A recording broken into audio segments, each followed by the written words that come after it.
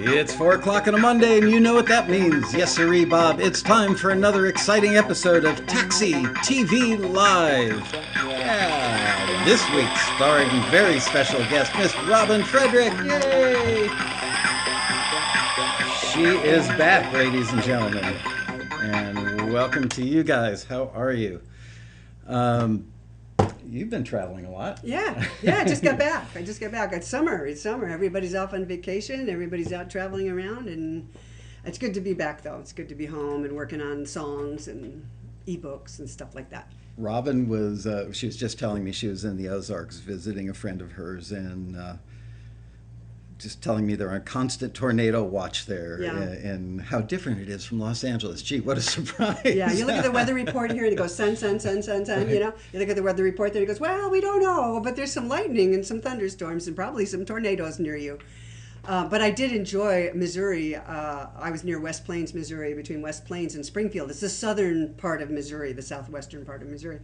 And boy, there is some wonderful music there, some great traditional folk, some wonderful contemporary Americana, and great musicians. I mean, it's just amazing what you find if you start looking locally, wherever you are. You're going to find great musicians. And we went in the studio. We cut a couple songs in Nice. 2 days. Yeah, an amazing musician and a great studio in Springfield, and cut 2 songs in 2 days, and had a wonderful time doing it. And so I was really impressed with what you find in Springfield, Missouri, and you know, every single place you go, I think you could probably find some wonderful musicians and talented songwriters, and you know, people to collaborate with and work with and record with, and just, you know, get creative with.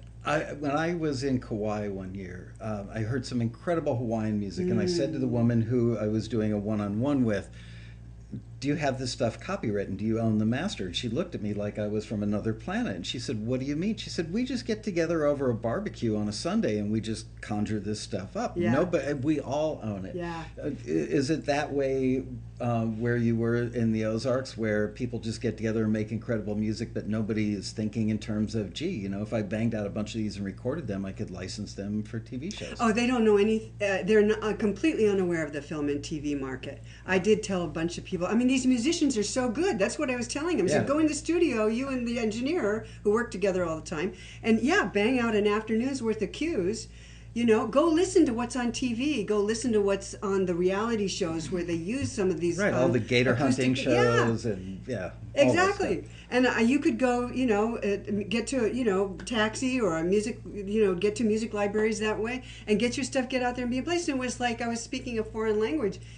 They really, I mean, they got it as soon as I said, go watch TV. Light bulb. They went, oh yeah, but hadn't noticed that it was on TV. So I think that it just takes being aware while you're watching that you don't get caught up in Duck Dynasty. Should you happen to get caught up in Duck Dynasty, don't. And Right, get caught up in the music. But more than that, watch commercials. Yeah. Commercials are now almost all acoustic guitar.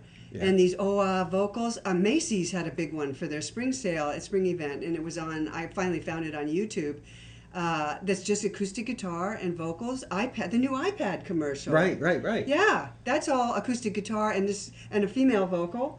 So just watch. You know you see what's trending. It's right in front of you, and of course the Taxi listings are wonderful for finding out what's trending as well. My wife pointed out the Apple commercial the other night. She said that it sounds like a demo.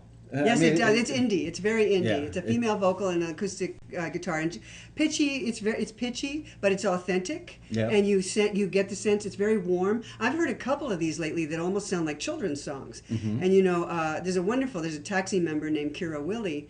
She came to me one year at the Road Rally, and she said, I write children's songs, and I just don't see enough Taxi listings for my children's songs.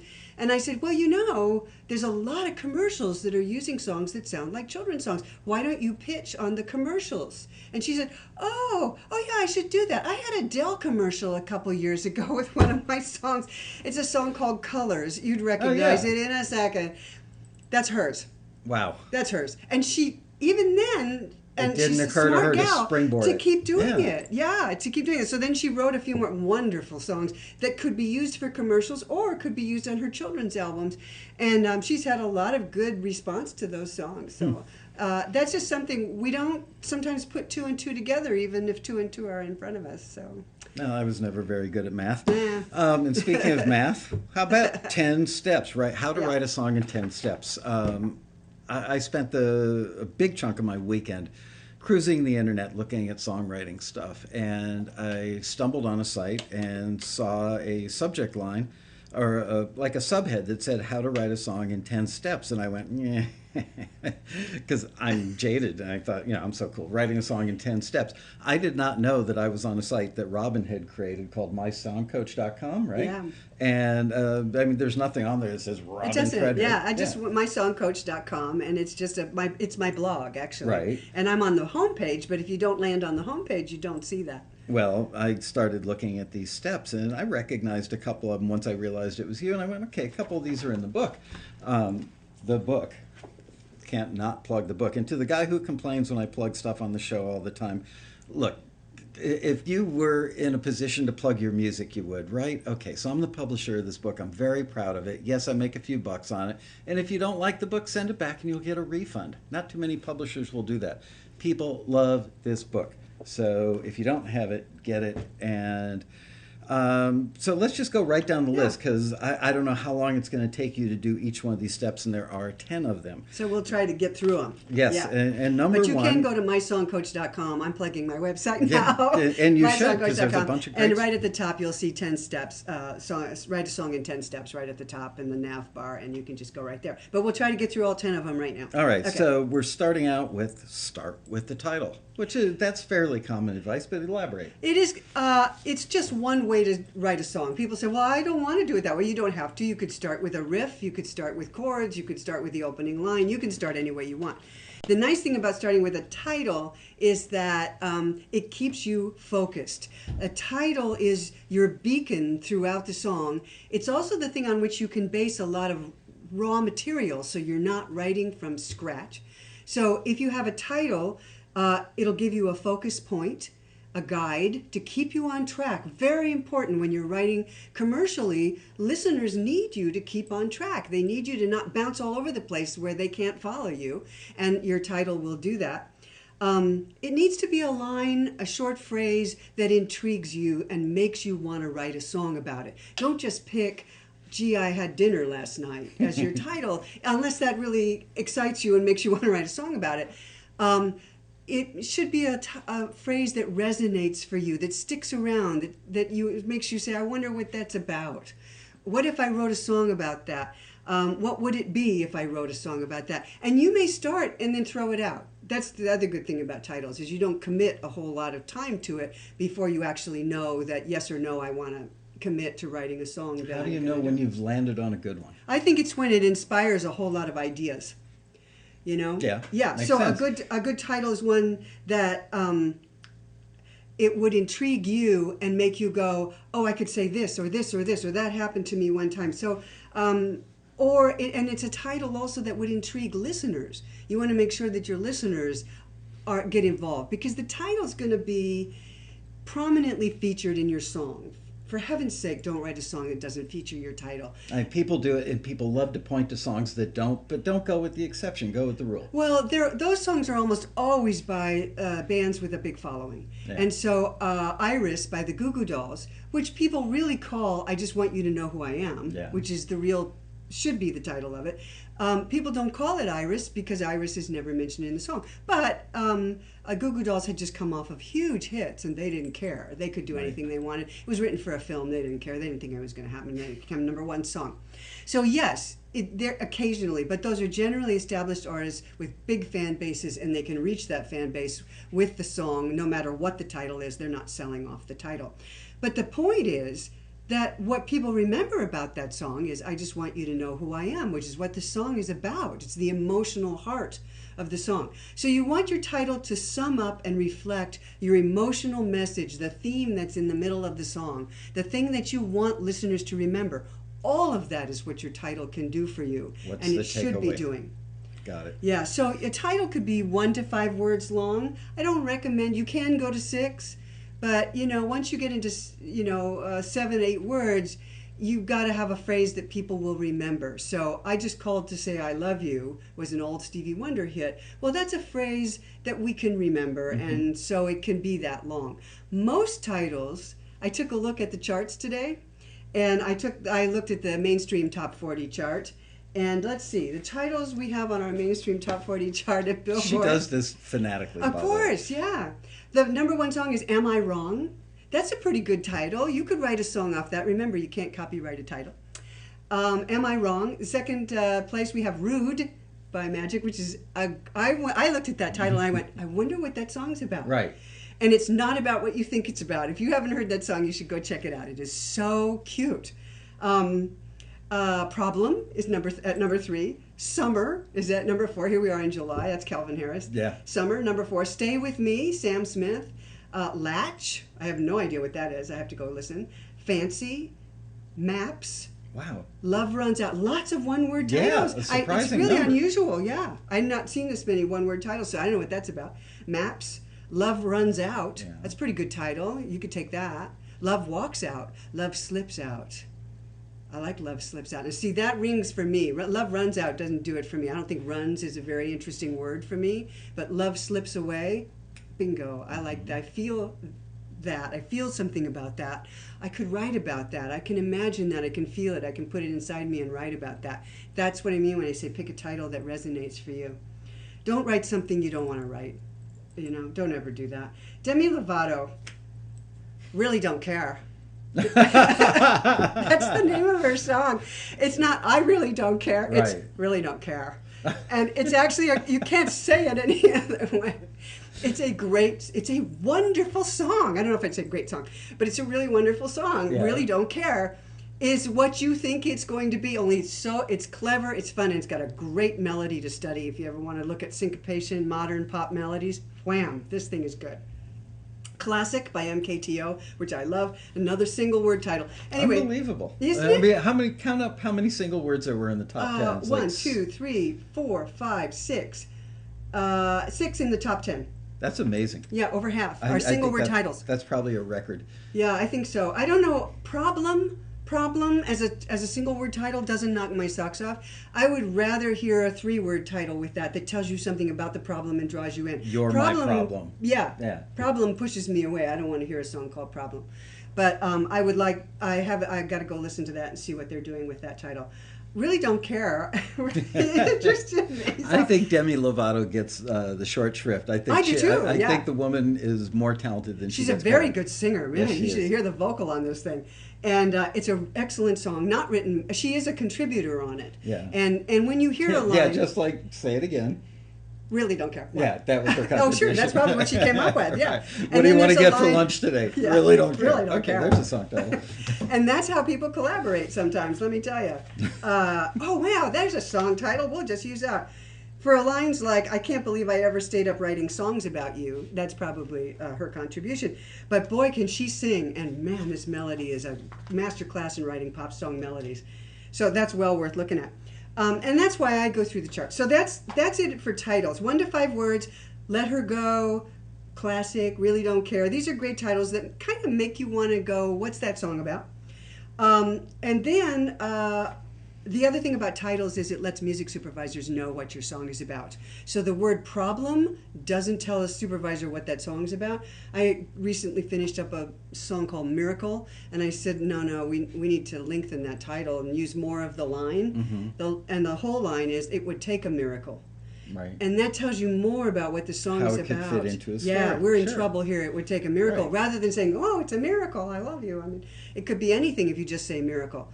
So one-word titles are fine, but keep that in mind, because a supervisor who's in a hurry, flipping through titles, looking for songs, And the people pitching to supervisors Yes. too. If your stuff's in a music library and they're looking down their, indie pop, female indie pop, and they see problem versus You're My Problem, Yeah. they know what Yeah. You're My Problem is about. Yeah. And that's a girl who's had it with a boyfriend and they've got a scene and they need that. Boom. Yes. So keep that in mind when you're writing your titles. It's a secondary consideration. The first consideration is pick a phrase that you want to write about. Secondary is make sure that it is the uses of it work.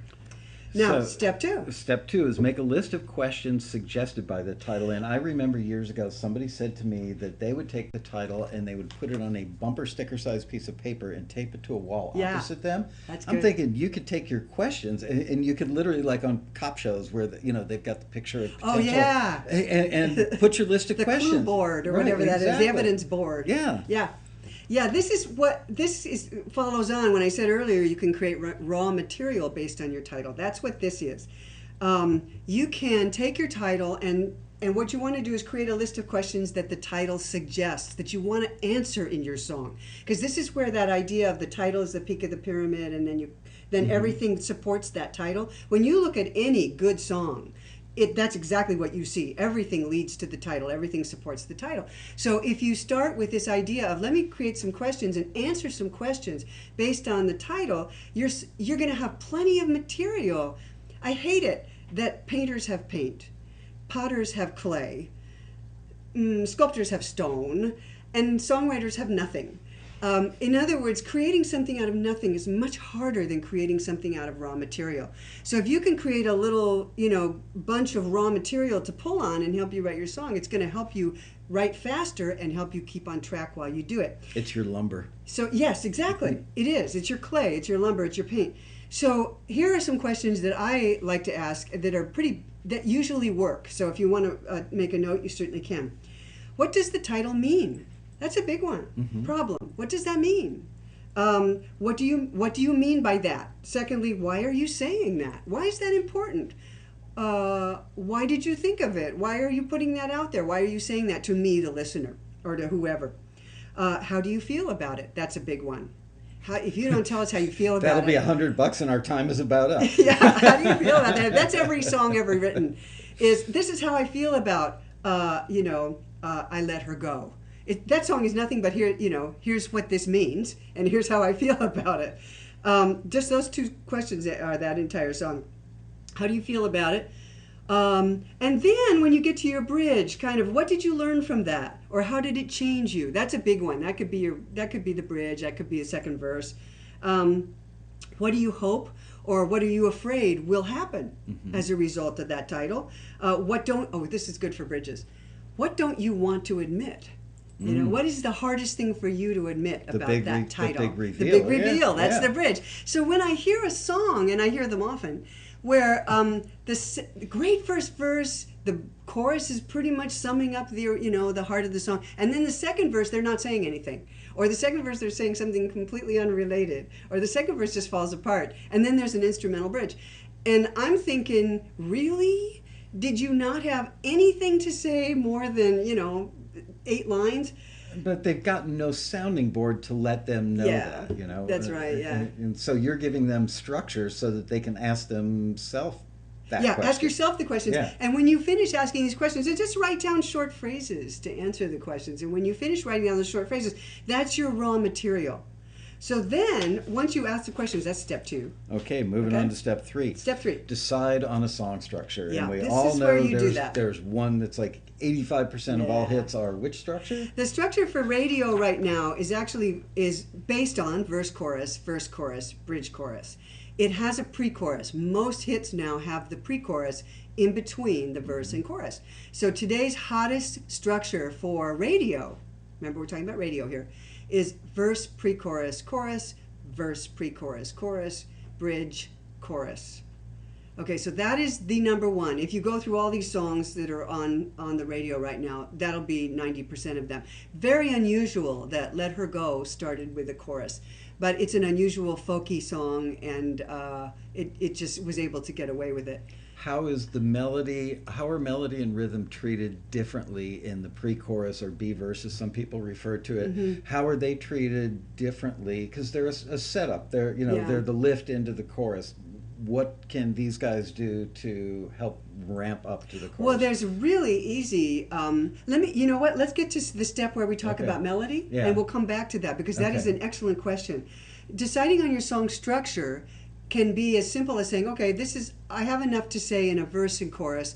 You may come back later and add a pre-chorus. I wouldn't even worry about it right now. Mm-hmm. For film and television, if you feel like writing something more interior, and thoughtful, you might want to do verse, verse, bridge, verse with a refrain line or a repeated refrain line at the end of every verse. That's a much more subtle, restrained style. Can you give an example of a song that would have that? Well, not from radio, so there are not any hits with that. But if you look at film and TV, you can go listen to the Weepies. Oh, I'll tell you one, Poison and Wine by the Civil Wars. Okay. That's pretty well known. If you go listen to the Weepies, Can't Go Back Now, most of their songs are in that style, in that structure. A lot of the Civil Wars is in that structure, and that's why you see a lot of those in film and TV. Ingrid Michaelson, Keep Breathing, is that structure. So a lot of film and TV, things that came out of film and TV and established these artists as in radio, the original songs that they had that attracted attention to them were verse, verse, bridge, verse songs with strong refrain lines. So for film and TV, you can get away with more repetition. So at the end of a verse, if you repeat a line 2 times, that's a refrain rather than a full-blown chorus. That's what I'm And they're not referring going to it play as. your whole song for 3.5 minutes. No. They're going to play, 12 seconds or 38 seconds or something. So having that refrain and having it repeat twice gives them meat to sink their teeth into. So if you get to the end of a scene where you've got somebody who's going out on their own and they're afraid to go further, and if they're looking back and thinking about, did I do the right thing and make the right choices, you might play a song like Walk On, You Can't Go Back Now by the Weepies. Walk on, because you can't go back now. Walk on, because you can't go back now. That's the refrain. It's not a full-blown, fully developed chorus. And it punctuates the storyline in that scene. And they'll use it at the end of the scene as they fade to black, and it'll be beautiful and it'll be touching and all those things. So start watching songs in the way they're used in scenes, and you'll see a lot more of that verse, verse, bridge, verse form. So create your raw material by going through your title, coming up with the questions that it suggests, and then writing a whole list of phrases that answer those questions. Decide on your song structure. Then, step number 4, answer one question or more, usually one, in your chorus. And then you're going to answer a question in your verses, each of your verses, and a question in your bridge. And that's going to make sure, right from the beginning, that you have enough material to finish your song, and that all that material is focused on your title. That's the most brilliant part of these 10 steps. I got to number 4 and I went, holy crap. It works. Yeah. It works. It's like, just write that down, Yeah. stick that on the wall, and remind yourself to do it. It gives you so much, it makes songwriting more purposeful.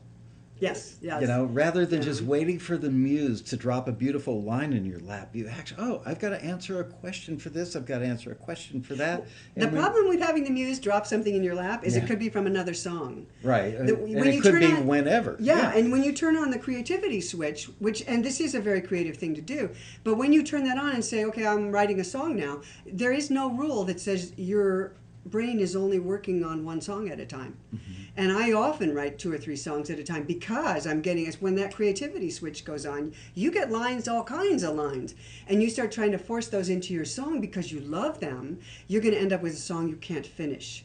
So a lot of times when people say, I have writer's block, or I can never finish a song, that's actually the reason. Mm-hmm. It's because those songs should be 2 or 3 songs, and I hear those songs all the time. That song has the ideas for 3 great songs, but when you put them all into one song, it does not make that song better. It makes it weaker. Is it dangerous or a good idea, bad idea or good idea, when you have those little brain farts popping up going, do you write them down so you don't forget them? Yes. And then does that make it harder to refocus on the song? No, I think what you do, for me, what I do is I keep 2 or 3 pieces of paper out on the table, and if I get a line that does, I will try to put it in the song. If it's looking like it's not fitting and it's not answering any of those questions and I love it, I'll just put it on another piece of paper. And I might start a new piece, it might be a whole song idea, and I might put it at the top of a piece of paper, or I might just add it to a list of lines that I really like and come back to it later. And then just go back to the song you were working on, say, thank you very much, Muse. Mm-hmm. And now we're going back to this other song that I want to finish because I'm excited about it and I really want to do it. But I'm glad you brought it up because that's a big stumbling block for everybody. What I'm telling you to do sounds very left brain and logical, which could interfere with your creativity. The truth is, you do not have to hold on to this in any kind of rigid way. Go up through step 4 And, once you get past step 4, we're going to do melody next. But once you get past step 4, you're actually past the hardest part of doing what you need to do. You've got lots of raw material. You're going to go back. Probably more questions will occur to you. More ideas will occur. You'll go back and write down some more things like we were just talking about. More lines get written down. New songs get started. It's a very creative process. So don't feel like you have to rigidly adhere to something logical in order to do this. I would never want you to do that. I think you could be an absolute rookie songwriter and take this list. That was my takeaway when I looked at it. If you're just starting out or if you're experienced, you can use this list. But if you are a beginner and you use this list, when you get to number 4 and answer those questions, you've written a song. You're pretty excited by that time. I think you're really deeply into your song and excited about it and creatively turned on at that point. And you have raw material for your lyric. Now, let's talk about melody based on lyric. But for you people, is there anybody here who writes a melody first? You want to just give me a yes? Do plus ones plus if you write. One, yeah. If you melody write melody first. Because that comes up and people feel like I leave them out. And I don't want to leave you out. It doesn't look like it. No, it takes it. Oh, it does. Yeah, it takes a little. There's a delay. Because you can do the same thing that we're doing, just do it the other direction. Okay, good. So let me show you how to write melody based on a lyric. Good, we got a lot of people. Then I'm going to show you how to do lyric based on a melody using the same idea. Because you melody writers, as you write melody first, you want to keep lyrics in mind. Otherwise, you're writing an instrumental. plus one. Sometimes. So I don't want you to write instrumentals, and that's what I hear a lot. When melody writers sit down to write a song melody first, I hear an instrumental. I don't hear a song. And you need to keep in mind that you're writing a song when you're writing a song for somebody else to put lyrics to. If you're doing a track first and somebody else is going to do top line, that's a different animal. Top line being somebody else writing melody and lyrics. If you're writing tracks, that's a different animal. Okay, but if you're writing melody first for songs, then you got to keep in mind that you're going to write something that has lyrics to it. So here's step 5, and you can flip this both ways. I'm going to do it lyrics first, and then I'll show you melody. Which technically step 5 is called find the melody in your lyric. Find the melody in your lyric. So you're doing it from lyric first. So if you take your lyric, and let's say that your lyric is, I can't get over you. Okay, that's your title. I can't get over you. Or it's the most emotional line in your chorus, and you're going to start with it and end with your title. Who knows yet? You've got a bunch of raw material. Pick the most emotional line and speak it. I can't get over you. I can't get over you. I can't get over you. I can't get over you. I can't get over you. Then start playing with it. In other words, when we speak emotionally, the more emotional we get, the more melodic speech becomes. The more melodic elements creep into speech. We express emotion with melody, not with words. With melody, all you melody first writers. Emotion comes from melody. So if I say, I can't get over you, that doesn't have much emotion. But if I say, I can't get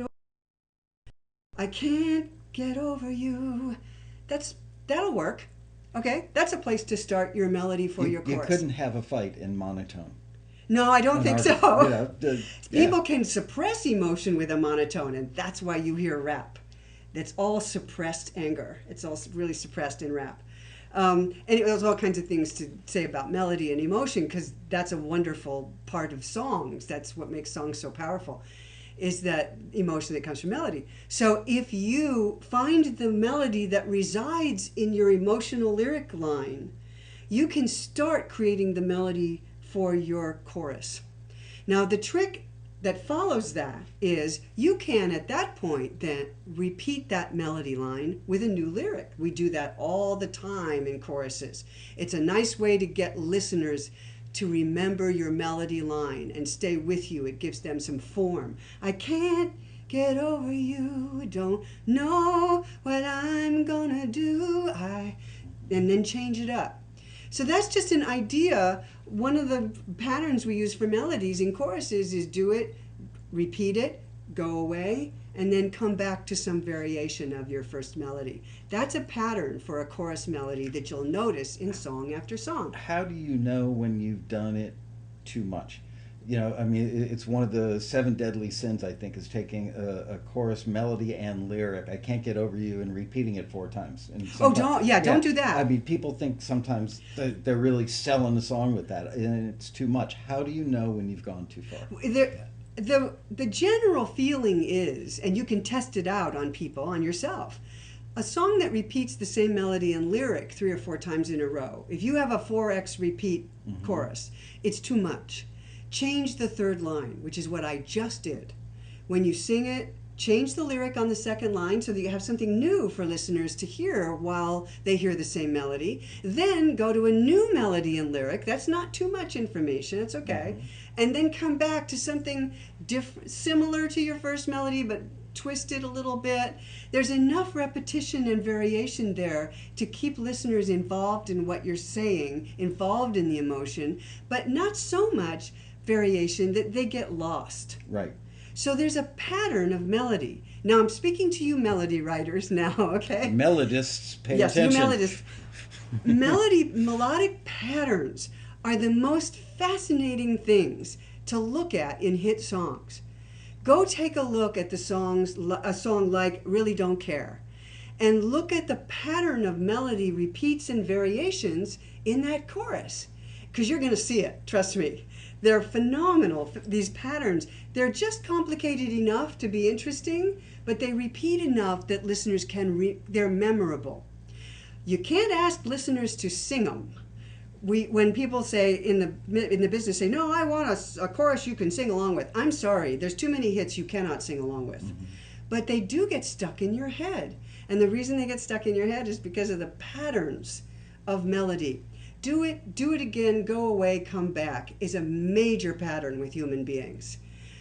Play the melody line, repeat the melody line, go away, and then come back to a variation on the melody. It's basic human hardwired stuff. So use it.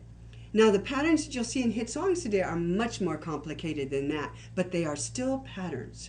They have a lot of rhythmic interest. When you get to that Demi Lovato song, you're going to hear lots of repeated short notes, that catches your attention, syncopates it, makes it interesting, then it smooths out and does something you've already heard. Then it syncopates again.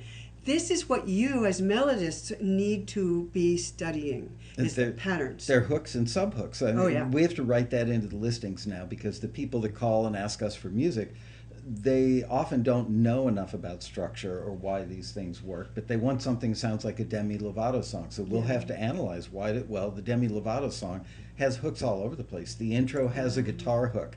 The hooks, actually, the important hooks to me as a songwriter, yes, the guitar hook's very important, and it's important in your demo to get a basic hook or 2 in there because they're going to use those.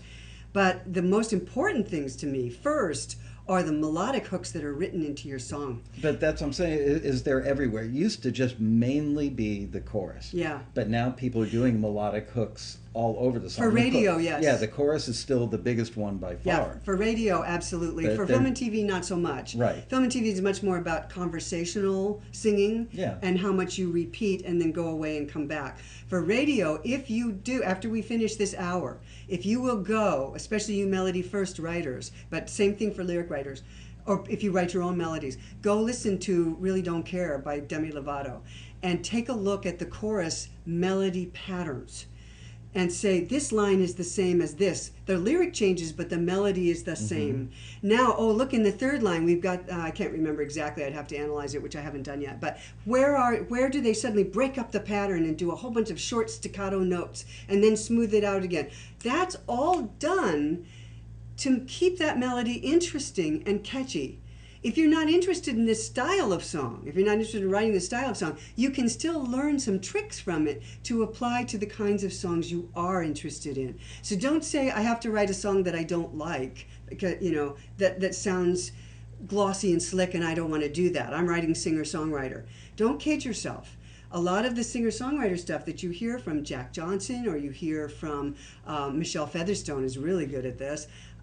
There's a bunch of, Ingrid Michaelson's really good at it, where you're going to change up the melody just enough to catch attention, and that's a sub-hook.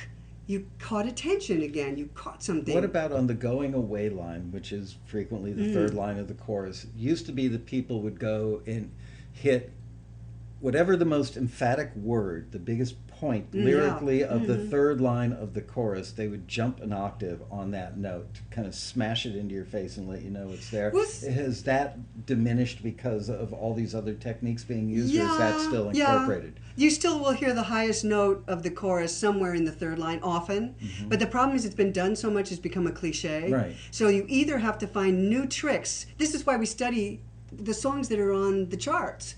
The current songs that are on the charts is to get new ideas for stuff that other people are doing, and then you take it and go, oh, but I could do this with it. What if I played with it that way? So people have noticed there are cliches in melody just as there are cliches in lyrics. I kind of came to that really late in life. And my melodies were suffering because I was writing generic style melodies and I wasn't getting it. And now I realize if you write a generic melody, it just sounds like a bunch of cliches. Even we did that in country music, contemporary country, until pretty late, until pretty recently. And boy, has that changed. Jeffrey Steele rewrote the book on that. Yeah. And we don't do generic melodies in country anymore, not in those hits. So even if you're writing country, and especially if you're writing singer-songwriter, you're going to want to look at avoiding the cliches of melody by using the tricks, for example, that are being used in a hit pop song, but applying it to singer-songwriter in a way that works for you as an artist, because you're a singer-songwriter. And it works on the charts, hence crossover. Do you know how much stuff we stole from rap? And if you go listen to Florida Georgia Line, oh my God, you're going to hear rap. Yep. That's all rap, but it's sung. It's got a melody now. We stole so much from the syncopation of rap and the wonderful rhymes, and it's all over pop music, and it's all over singer-songwriter now too. So don't be afraid to steal ideas from other genres and pull them over into your own and drop it in and see if it works. It's a really creative, fun thing to do. The greatest painters in the world studied the masters before they found their own voice. Absolutely. Absolutely. Stand on the shoulders of giants. It was good enough for Isaac Newton. It's good enough for you. Find a melody in your lyric and speak it. Now the flip side of that is, you melody writers, you have to remember that there's going to be lyrics to this. So just like Paul McCartney, who writes melody first often, you may end up singing ham and eggs to your melody. But you got to sing it. Because if it isn't singable and doesn't have a melodic pattern to it that we put lyrics to, then your lyricist is going to have a real challenge. It doesn't mean it can't work. It can work. Be sure you let the lyricist know, and all of us, where the chorus is. Okay, so now what you said earlier about what's the difference between verse and chorus when we were talking about structure. The verse melody tends to be conversational, and that's because in verses we give people information, lots of information in the verses. I'm telling you now what this relationship is like and how much it hurt me, and I've just got to tell you that, you're not coming home at night and I'm noticing it and this is happening, and that's verses. Then pre-chorus tends to start building emotion. That means building tension, and we do that vocally in the melody of speech. We may shorten phrases, so a lot of times in the pre-chorus you'll see shorter phrases. Take a look at Stronger, What Doesn't Kill You. Shorter phrases that come faster. We breathe less in between the lines. Things start happening really quickly. We hear a lot more repetition. All of that works real well to build a pre-chorus melody. In the chorus, we tend to let the emotion out. We release the emotion. When we get really emotional, our voices tend to rise and we get more space, and sometimes we hold things out and we do what you hear in choruses. Melodies rise. They tend to get more intense. They hit the high notes in the chorus because that's how we express emotion. You don't have to do that, but if you don't, then you're fighting it and you need to find another way to do it. So that's what choruses tend to do for emotional songs. Take a look at some happy songs. You should have been a therapist. All songwriters have to be therapists. Take a look at I'm Yours by Jason Mraz and notice how he gives the chorus its own section by changing the pace of the notes and where they hit. In the verses, it's all syncopated and it's all hitting the upbeats and it's all two words per note. He's referenced. Jason Mraz is one of the most referenced artists in listings that we get from all comers, whether it's labels or film and hot TV. Again. Yeah. But the stuff that a lot of taxi members send in it sounds like Jason Mraz playing the guitar. The And production, singing. right? The vocal texture is there, but they miss the nuance of The what you're- point of the melody, yeah. Yeah. So if you take a look at I'm Yours, which is a wonderful, happy song, and so you're not going to get a big chorus, big urgent, oh my God, I'm dying here, chorus. Take a look at that to see how he makes a happy song have an interesting chorus with separation and contrast between chorus and verse. And what he does is he suddenly puts the melody on the downbeats. Bum, bum, bum, da, da, da, da, da, da, dum, bum. It's cute, it's bouncy, but it's very different from the verse, which is double the time in the melody line. So all you melody writers, keep that in mind, because that's written into the melody in these songs. You can't leave that out. It's got to be the emotional, it has to be contrast between sections. And if you're writing an emotional song or it feels emotional to you, strongly emotional, you're going to probably want to do something different in a pre-chorus that builds tension and then release it in the chorus. Best place to find those is by looking at the charts and finding a song, recent song, that does something like that. Okay? Can you imagine being this good and not working from notes, really? I mean, she's got bullet points, but barely. Yeah, but, just mind-blowing. Okay, number 6. Begin to add chords to your adding chord. chords. Notice that we didn't talk about chords yet. Yeah. Now you can do this whole thing that I've been talking about with a chord progression first. And by the way, chord progressions now are literally simple 4-chord progressions repeated over and over and over. So if you look at a song like Stronger, What Doesn't Kill You, that is a 4-chord progression, A minor, C, F, C, G, F, I think, something like that, A minor, something. It's 4 chords, repeated over and over and over and over. And Did they reverse it in the bridge or No, anything? Well, now nothing changes. The verse and pre-chorus and chorus are all the same 4-chord progression in the same order. In the very first, right before the first chorus, there's a pause. There's a one bar pause where nothing is playing. And then the progression starts again for the chorus. In the second time, they just keep playing. They don't even stop after the second verse. It's over and over and over. So a really great song to study, this song, to see how they keep that chord progression interesting, because you don't even notice that it's the same 4 chords over and over and over for the entire song. You don't notice.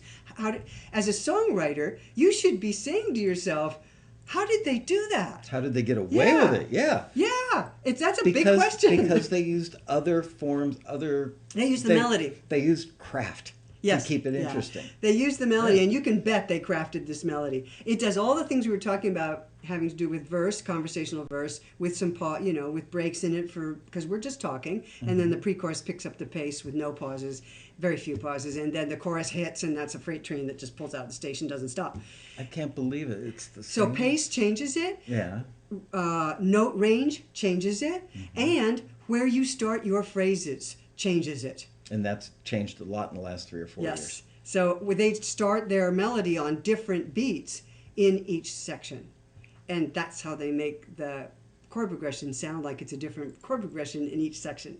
That's the trick. There's probably no single thing that you could point to as much as what Robin just explained about where to start your phrases that takes you out of sounding dated and makes you sound contemporary. Yes. Exactly right. It's the rule of thumb. Yes. So variety of phrase lengths, variety of phrase starts. Okay, now, so your chord pattern is going to be real simple. So if you wanted to, you could just go over to ultimateguitarchords.com, and they have the chords to all these things. And you could just grab a chord progression, because they're going to be pretty basic and pretty generic. You don't want to take a chord progression that's real identifiable with a song, but we hardly have those anymore. I mean, not since How Am I Supposed to Live Without You by Michael Bolton have we had a chord progression that you actually could recognize as part of the song. Riffs, you can tell. I'm not talking about riffs. Right. I'm talking about chord progressions. We used to have chord progressions that followed the melody, and the chord progression in melody had a lot of changes. Not so much anymore. Now it's 4 chord progressions.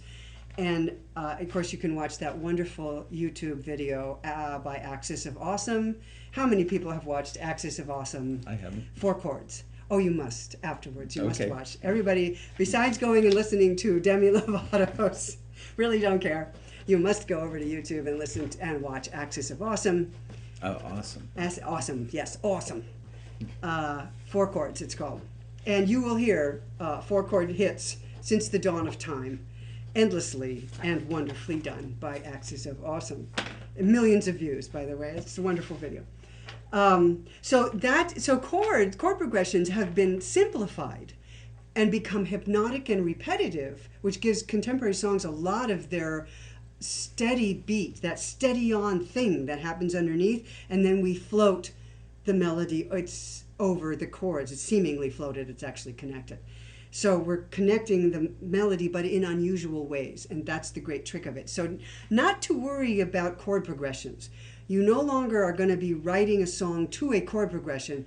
You're actually going to be using a chord progression as part of your groove, almost. And that's what you see when you see people writing these tracks and top line writers coming in. That's where that came from. Yep. So those tracks have these repeated chord progressions, and it's up to the top line writer, the person who writes melody and lyrics, to make that into a song. And that is a real challenge.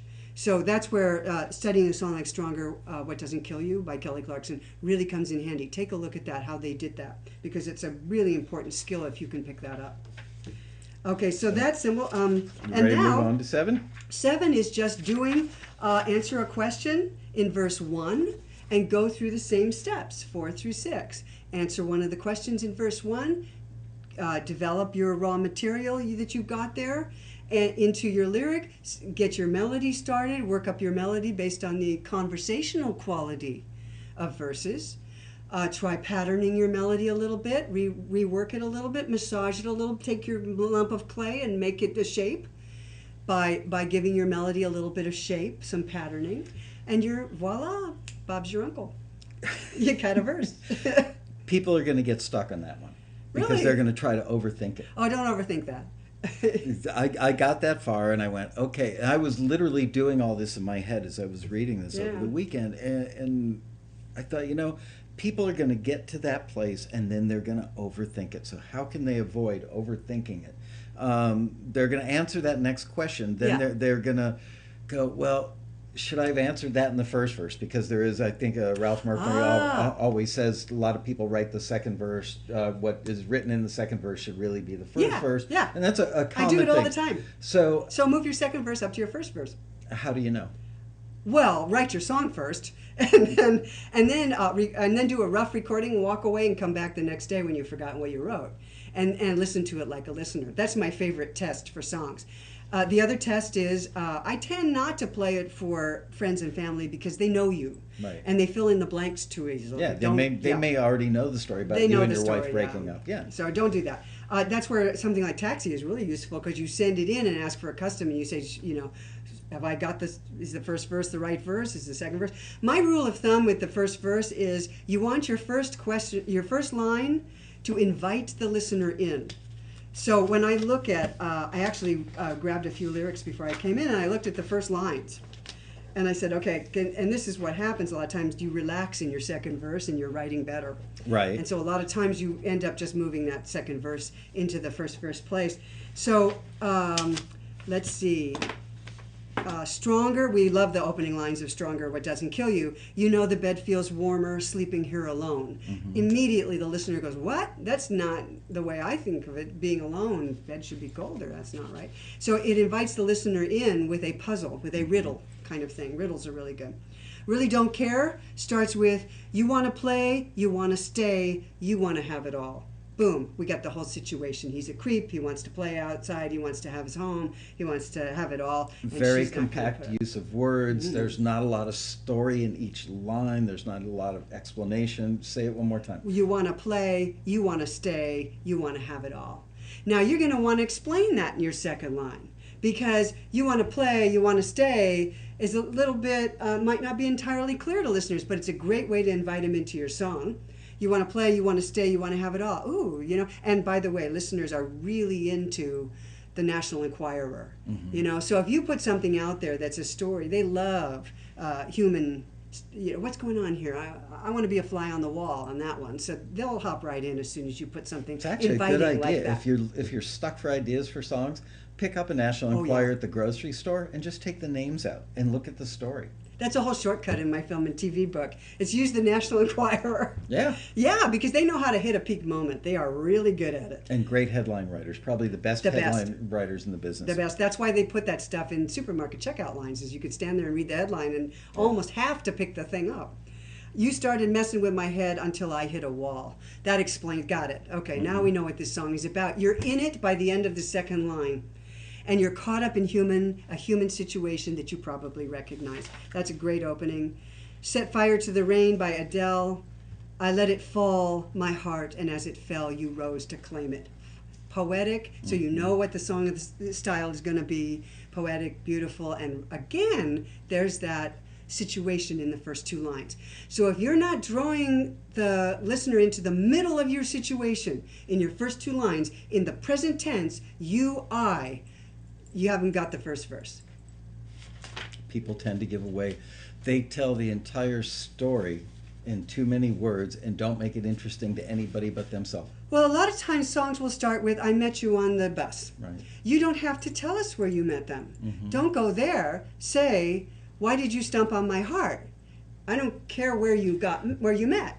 Now, how about country, where they talk about, detail is king in country? Yeah, but detail, take a look at, has changed. Which detail details does are not important? mean, detail does not, there's two songs to take a look at in country right now, and one song of the year last year, which is Highway Don't Care, Tim McGraw.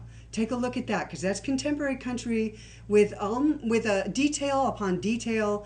You've got your hair pulled back. I'll bet you got your hair pulled back and the window rolled down and you're driving way too fast. Got her. We know who she is. Why is she feeling that? Why is she doing that?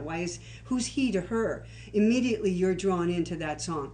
Then take a look at George Strait's current hit single. When they ask you for a George Strait song in a listing, you got to really look at what he's had hits with lately. This one is I Got a Car. I've Got a Car. It's a wonderful story song. Now, I'm not big on story songs. I think they've been done too much and they've become generic. And this one has a touch of the generic about it, but the lyrics are so good. I've got a car. I don't know how far it's going to take us. Don't know if it'll run, but I got a car. And it's a wonderful, look at that phrase. There's a title for you, and that's a wonderful title. I've got a car. What are you going to do with it? Where are you going to go? What's that car mean to you? It's just wonderful. And it becomes a metaphor for the whole, it's just a fabulous song. Great lyric, as all country hits have great lyrics. So that's, and take a look at the opening line. So my best advice to you is take a look at a lot of opening lines. You're going to hear plenty that you think are stupid, but you're going to see some that you go, yeah, that, I want to write that. First person, present tense, middle of the situation. That's going to get you into Say your that first again verse. slowly. First person, present tense, now, right here and now, and right into the situation.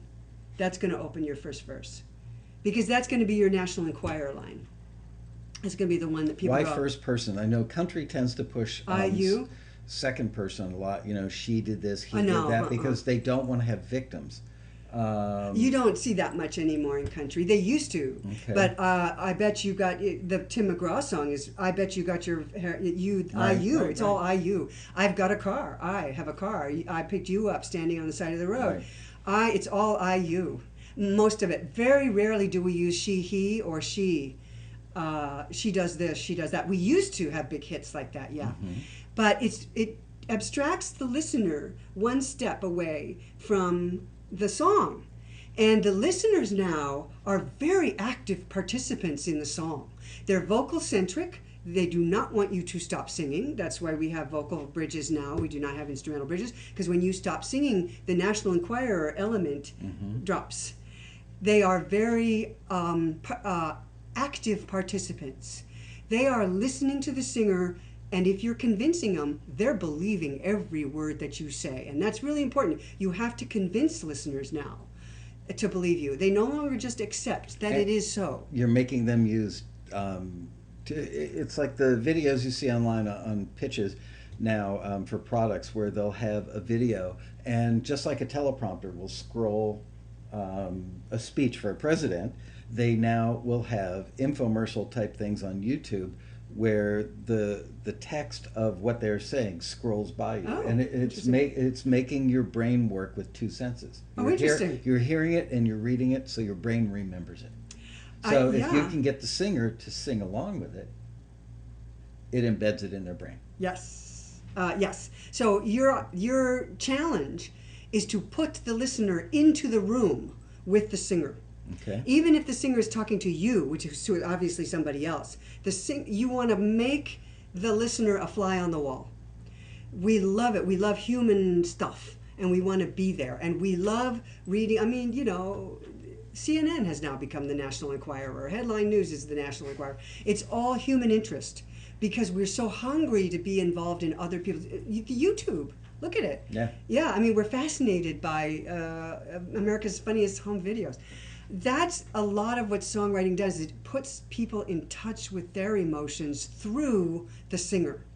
And if the singer stops doing that, if we don't get what the singer's connection is to the other person in the song, and the best, easiest way to do that is to say you, and if we're not present and there while it's going on, we're not as interested in the song.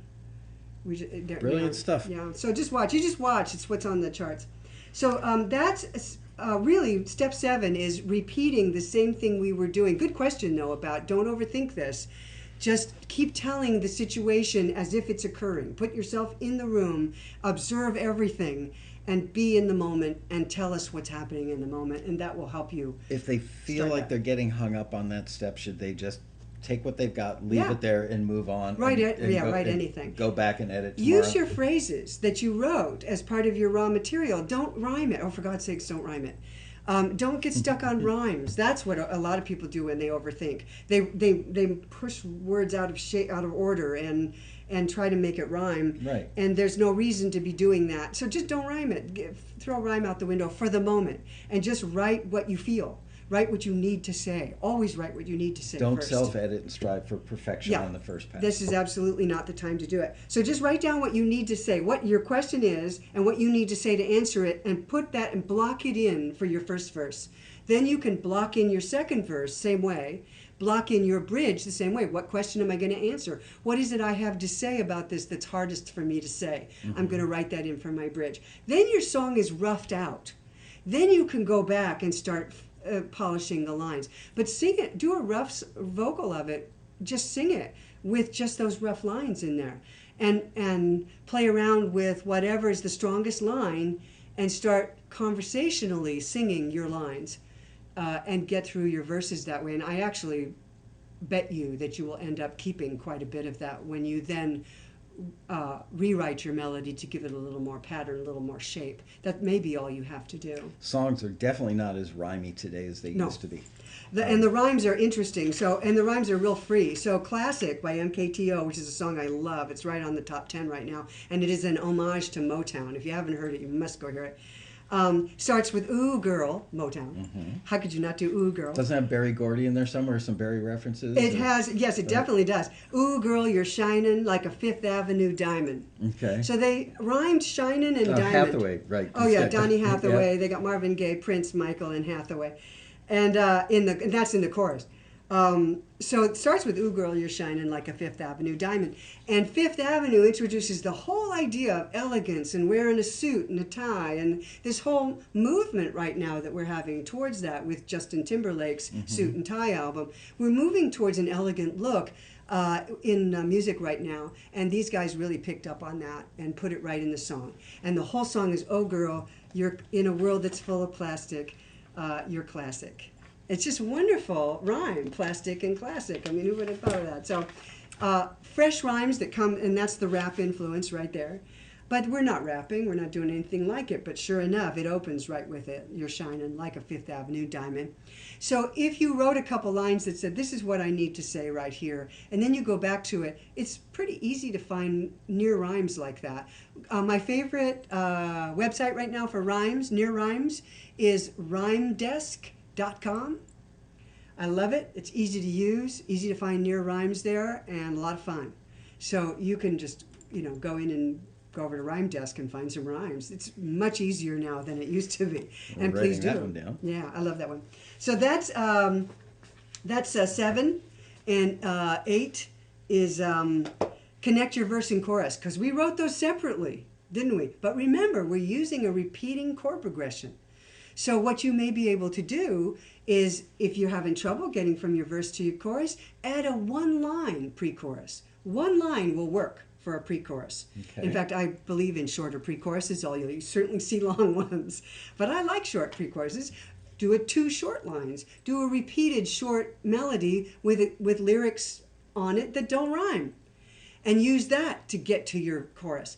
There are we're so much freer now in terms of our structure, because we can play with that structure, cut it down, make it longer, add a couple of lines, drop a couple lines, because pre-choruses give us the freedom to make those transitions more interesting. What about people that waste time between a verse and a chorus by putting in some sort of musical transition? They've taken, usually it's like 4 bars or something. I hear this, maybe it's the old producer in me that hears that and go, snip. Oh, yeah. It doesn't need to be there. It just wastes your time. Are you talking about a musical interlude at the end of a chorus? There are 4 bars. They put at the end of the first chorus going into the second verse, which was very common. Yeah. It's actually still, and any other place, no. Absolutely not. I can't think of a single hit even song. if they do it there, how do they do it effectively to make sure that they don't lose the listener's attention? The way you do that now, at the end of the first chorus, what we're talking about is that there used to be a standard instrumental break of 4 bars at the end of the first chorus. Then you go into the next verse. The received wisdom was that you give the listener some time to take a breath, think about what you've said. Really what it does is gives the listener a chance to reach over and change the radio station. So we stopped doing that. The other reason we stopped doing it is because it gives you a chance to do a big contrast drop from the big end of your chorus, or your chorus has worked its way back down to where it started, and you want to go right into that next verse because you don't want to waste time away from the singer. Remember, we're vocal centric now. We want to stay with the singer and stay with the story. So we have pretty much dropped that out. If you go through the top 10 songs on the mainstream top 40 at Billboard right now, you may hear that in one song. No, you hardly ever hear it. You don't hear it. We hear it here a lot. I would just people cut it. who are learning how to write songs, people who've been writing for a long time and have old bad habits. Try cutting it and seeing what happens when you go straight from the end of your chorus into your next verse. A great example of that is Vertigo by U2.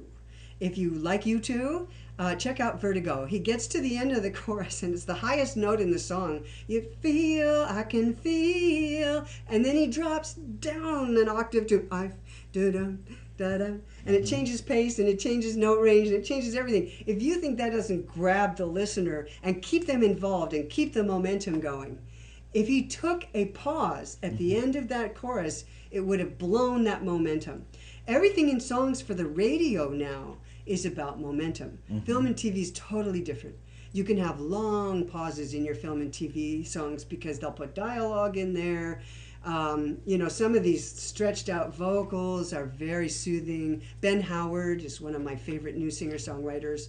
He does this thing called Promise that's just long, And this is why you wrote the second book, which you... Oh, I've got it. thank you. Well, you know what? Not a lot of people understand. Everybody went out and bought this one. Not as many people bought this because they figure if I can write a song for radio, then it'll work for film and TV. But as Robin has explained on several shows and has reiterated today, this is a whole different thing. In some regards, it's easier. Yes. It's not as challenging, but you have to know what the rules are, and the rules are in here. It's structurally easier. It's more emotional. Right. Which is really a challenge, to write emotion and not tell a story, because the script is going to tell the story and your song is there to underscore it and create emotion. It's like going to the shrink. You have to think about how you're feeling all the time. And then you have to know how to express emotions in words.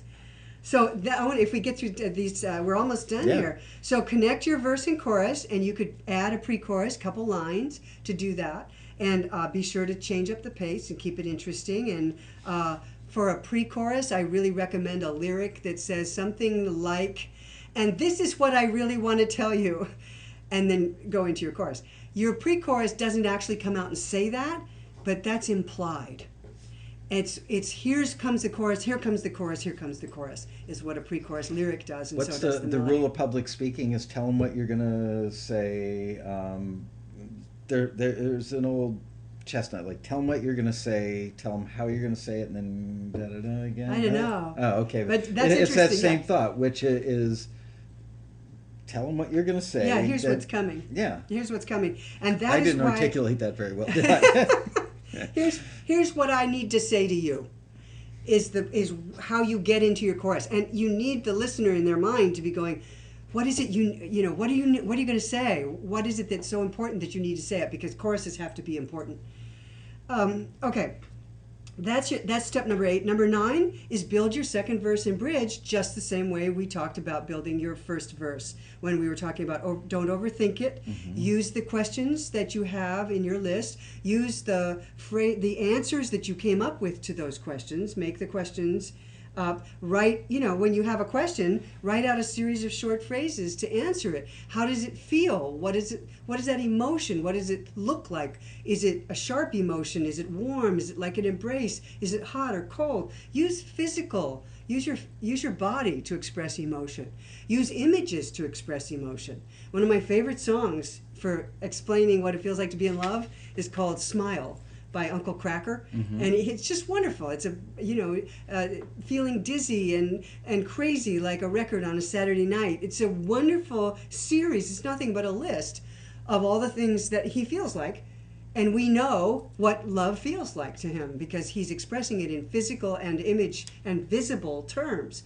Saying I love you does not make me feel the feeling of love. It doesn't. Mm-hmm. You have to use images and actions and physical things to make the listener feel the emotion. And this is what the industry constantly asks us, both film and TV and radio record people are always asking for fresh. They don't want completely whacked out, off the charts, new and different, because that's too much for listeners.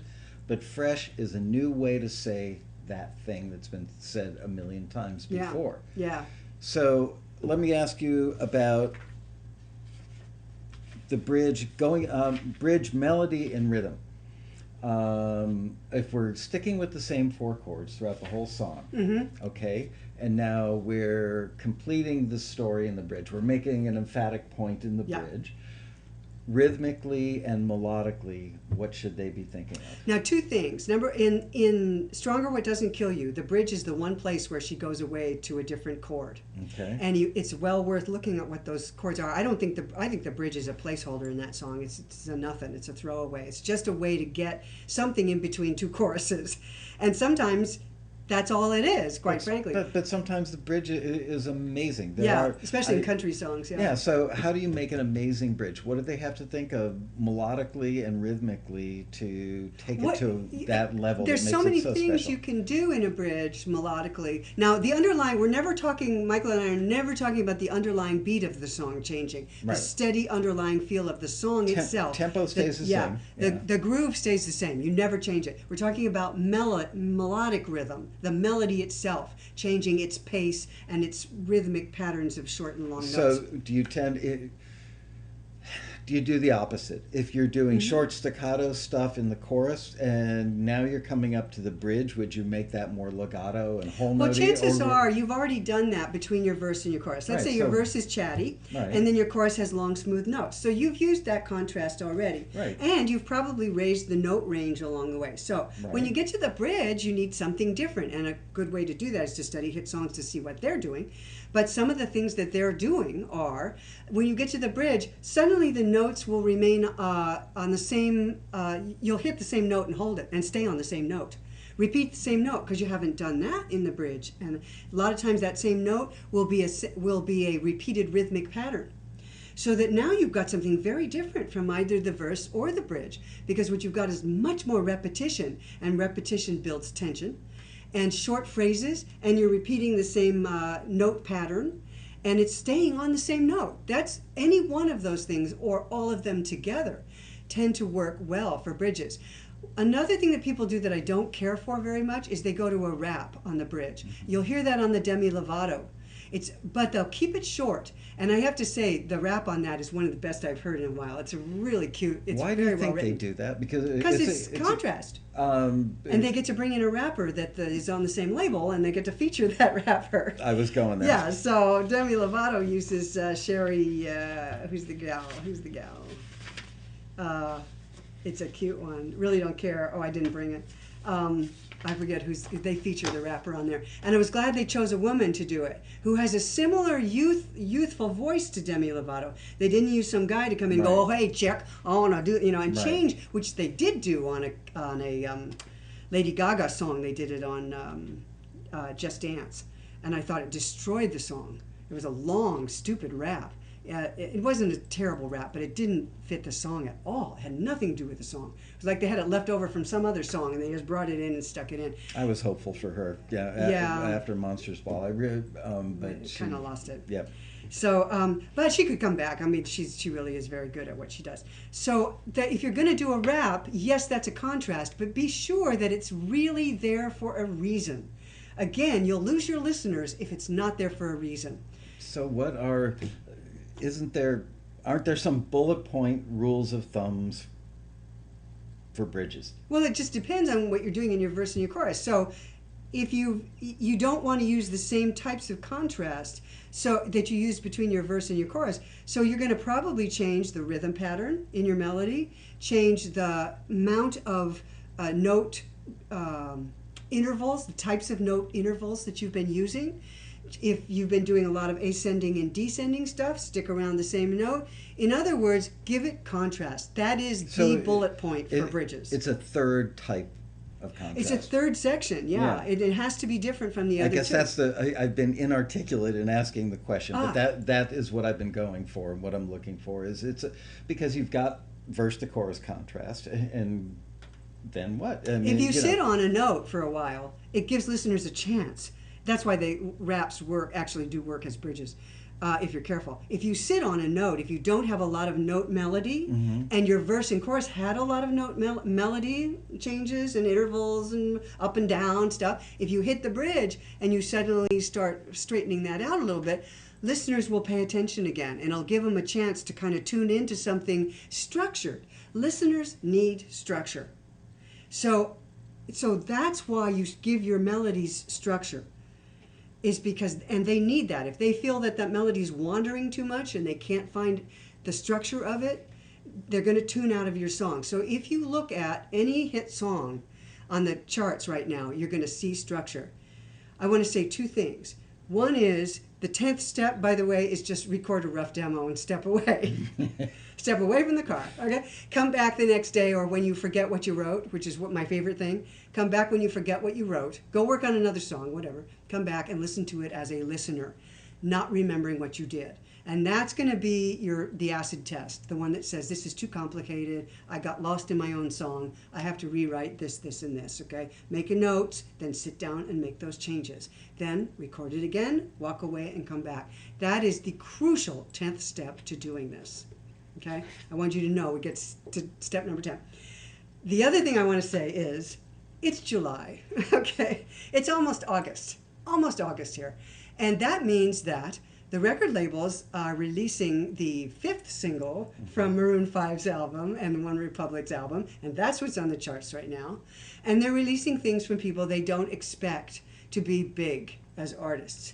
So that comes in the fall when the established artists start putting out their new albums. Yeah. And Christmas, and the ramp up to Christmas starts in September. And then new artists get released in February, March, April, when school is still in session and you can reach people with word of mouth because they really need that for new artists. And then they're going to go on spring break and commingle with people from other states, and it becomes viral, all that and stuff. Then you get to summertime and you have a whole slew of Let's Party songs and the 5th singles from all those albums that came out in September. And the new artists that broke are onto their 2nd or 3rd single. So we're in July and August, which are the dog days of summer. It's the worst time for charts. And I have to say, I usually can't find anything on the charts that I like in July and August. And I was pleasantly surprised, sort of. But don't take this as, if you go look at the top 40 mainstream pop chart at Billboard.com, just go to Billboard.com, click on charts, and then you can scroll down to pop. And the very first one is mainstream pop, top 40. If you go, this one actually came from another site that I like a lot for charts, which is BDS Radio BDSradio.com. That stands for Broadcast Data Systems, BDSradio.com. And if you click there on Mainstream Top 40, this is the chart you'll get, the one that I'm looking at. I'm sorry. Billboard just calls it pop, and it's everything. But this is the same. This is pretty much the parallel chart. Nico and Vince is number 1. I don't like it. I really don't care for it at all. I think it's a waste of time, a waste of lyrics. Just a waste of lyrics. These guys are I'm sorry, they're Norwegian. And oh my but gosh, but you're such a Elvis. Norwegist. But so was Elvis, and we loved What Does the Fox Say? Yes. So this is the Yeah, lyrics. where was the follow-up to that? Damn it, I love that song. I know. This is, the lyric is so bad on this that I can only put it up to being Norwegian. That's all I can say, is that's their excuse, because No mastery of the they English should language. be collaborating with somebody who can write lyrics, because this is a waste of space, unfortunately. So go listen to Am I Wrong, and I think you'll agree with me. It's got a very uplifting message. Uplifting messages are hard to get away with, and I find it preachy and stupid, and I don't believe it, and I'm not moved by it. And that's a problem. But it's August. Yes. Okay, so it's number 1 on the You know pop what? charts. Road rally time is when the charts really peak with great songs. Yes, because it's November. the first week of November. First week of November, absolutely.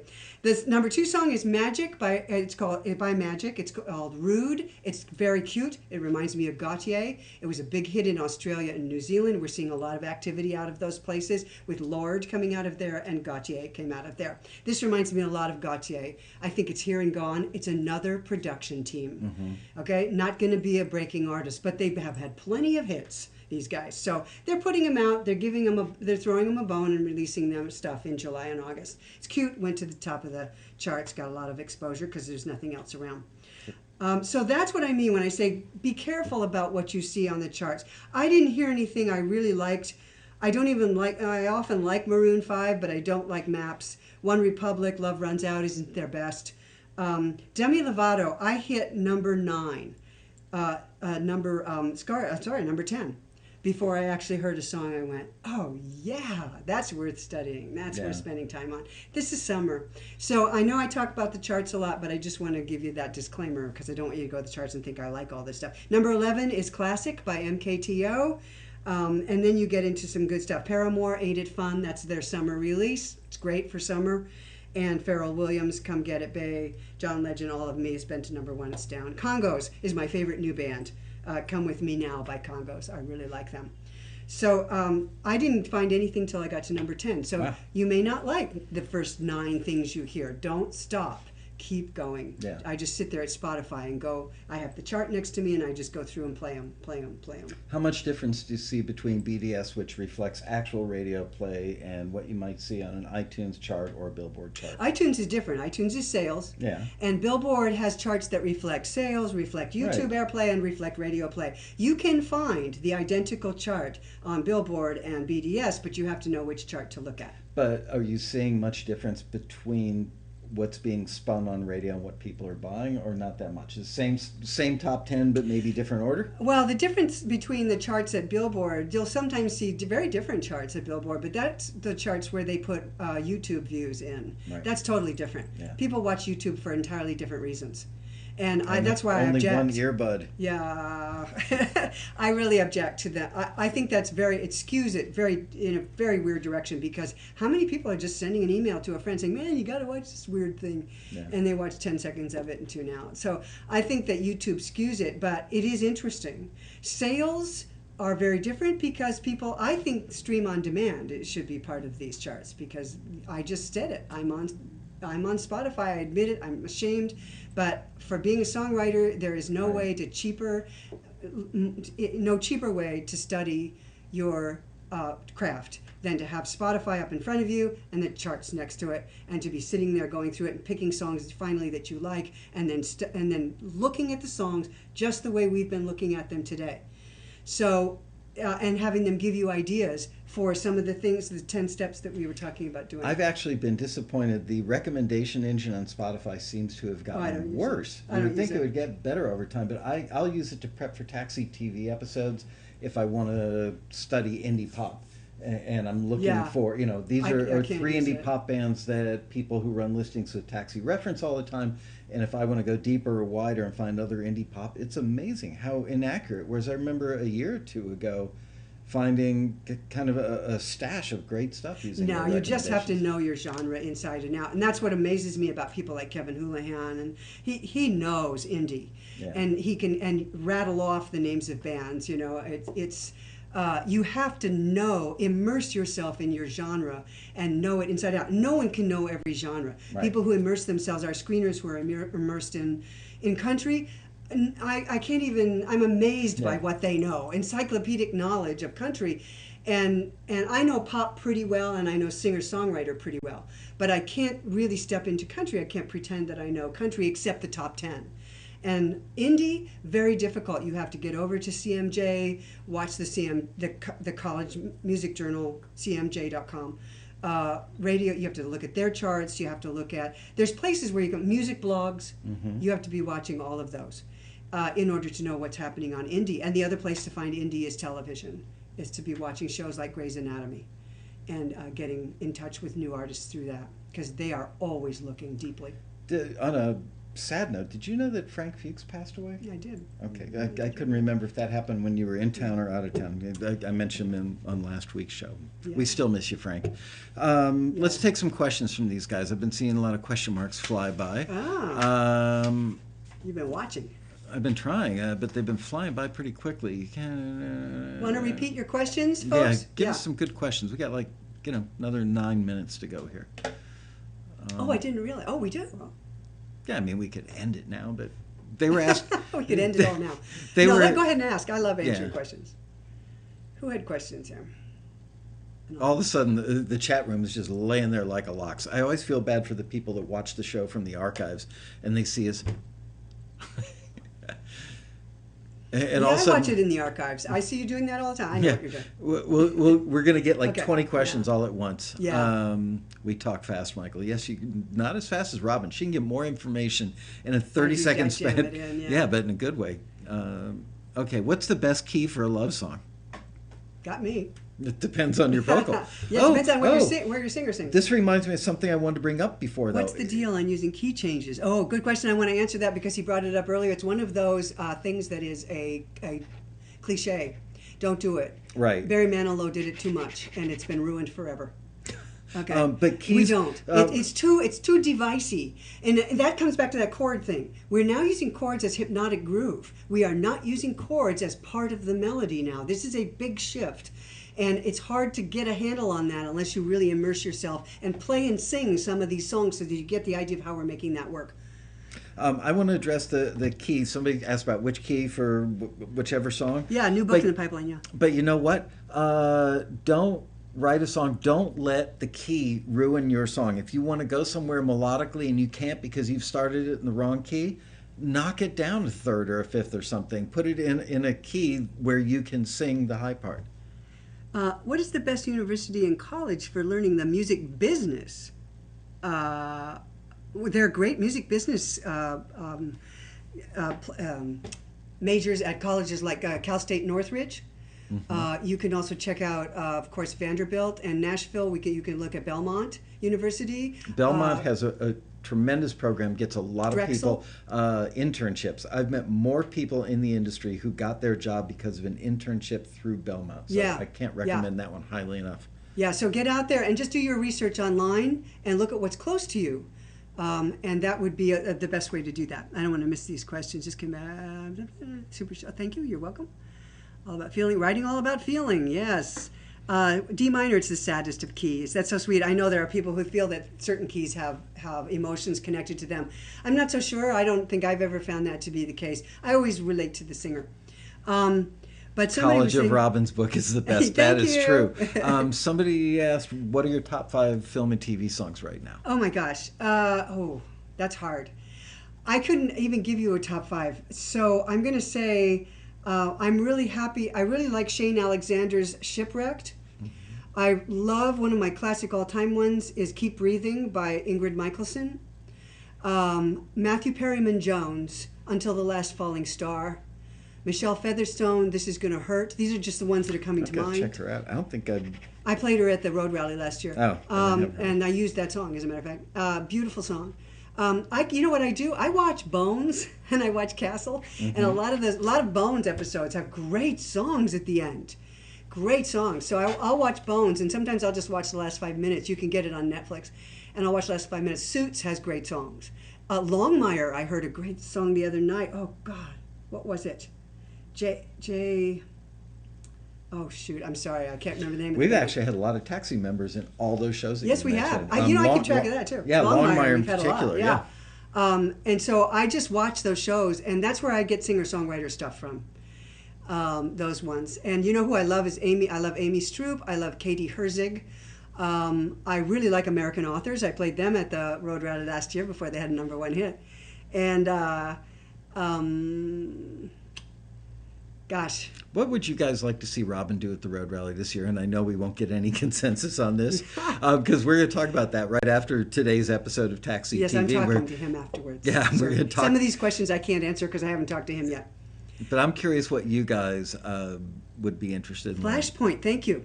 Thank you. I didn't know that. Flashpoint is a good show for songs. There's so many that you don't even think of, and they close every episode with a song. That's a great place to find new songs. Grey's Anatomy. You know what? Go back and watch earlier. Somebody says they just started watching Grey's Anatomy. Yeah. Yeah, go back and get it on Netflix. And the closing songs and opening songs are tremendous. The other thing you can do is go over to tunefind.com. TUNEFIND, tunefind.com, and put in the name of a show. And they'll bring up every episode with every song in the show, and you can start seeing in Grey's Anatomy especially. I'll write down a whole list when I'm doing research on indie, especially.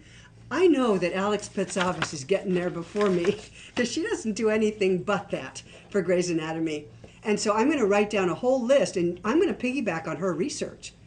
And sit there and write down every artist from Grey's Anatomy in any season, a recent season, and then I'm going to go over to Spotify and listen to them all. That's how you research.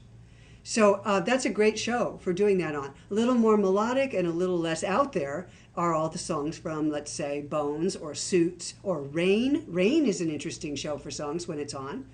The Glades gets you all into that blues stuff. Mm-hmm. All kinds of stuff that you can find out at TuneFind. And they're coming out with NCIS New Orleans, so you're going to... Oh, it's going to be every New Orleans blues thing you ever wanted to hear. We're getting hit with listings like crazy from supervisors, from libraries. Yeah, I figured that. So take that in, folks. Yep. When you start seeing, you can always look at the taxi listing. Even if you're not a member, you can look at the taxi listings. That's an indicator of where the industry is going next. Because taxi's getting the phone calls, and they may not be telling you what the name of the show is, but you can tell what style of music is coming up. Believe me, about 2 years ago, you started seeing listings for film and TV for country songs for the first time. And that told you something. Heart of Dixie, Nashville, all of a sudden we're getting this whole little slew of TV shows that are using country songs, which we didn't have before. How many of you guys watch Homeland?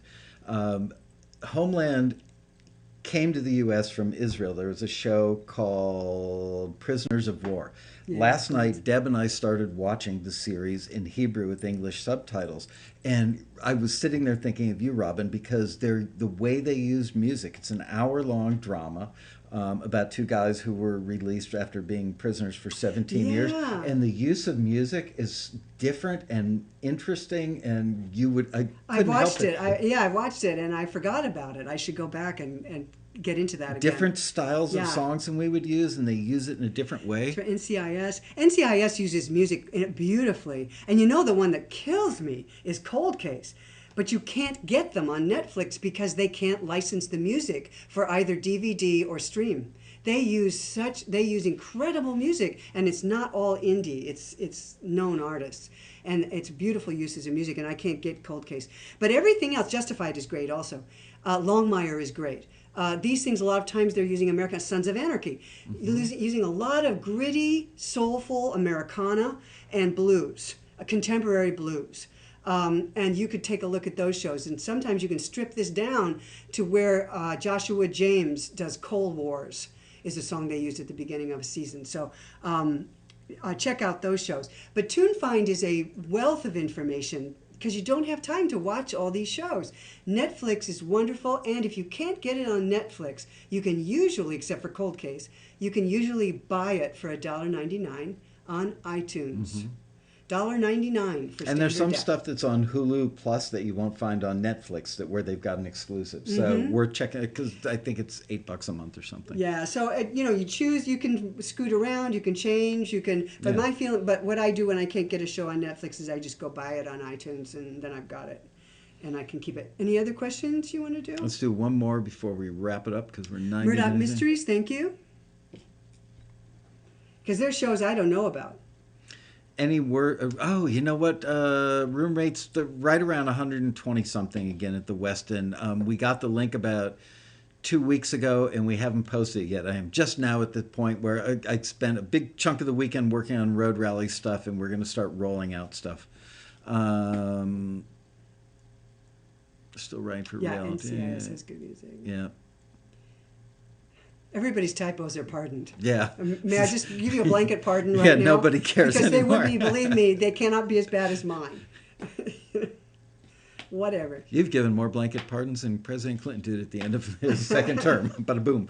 All right, you guys. Thank you so much for watching. Robin, thank you so much. Man, My I can't pleasure. believe you got through all 10 of those. We got you. If you want to see them online, if you didn't get them all, you can go to mysongcoach.com. That's right. And just click on a 10-step song, write a song in 10 steps, and that'll take you to it. I also have, if you just type in how to write a song on Google, the very first thing that comes up is my other website.